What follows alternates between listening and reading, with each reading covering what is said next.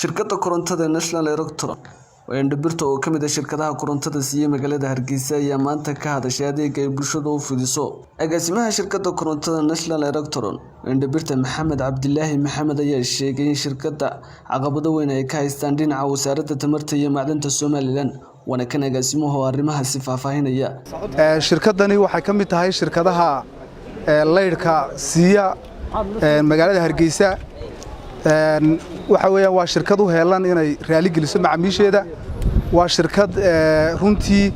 qorshayaal badan ay u yaalaan sidii ay u soo saari lahayd leydh tayo iyo tiro qiimihiisuna uu macquul yahay waxaanu ku faanaynaa ka shirkad ahaan inaanu anagu competition adag kula jirno shirkadaha kale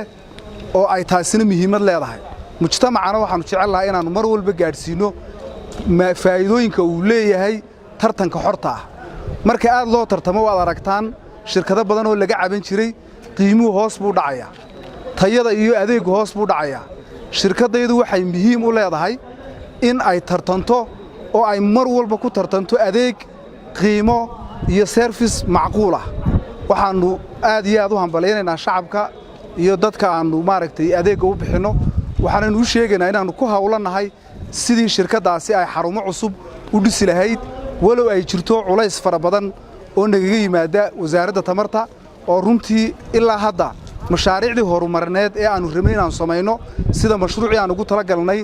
aan ku dhalino renewable energy-ga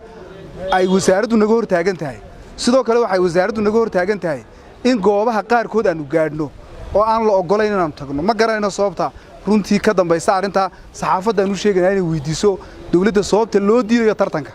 waxaan sidoo kale shacabka ka codsanaynaa inay mar walba dhiiri geliyaan tartanka waayo tartanku wuxuu keenayaa haddii loo helo qof monopoly wax ku qabanaya waxay imaanaysaa in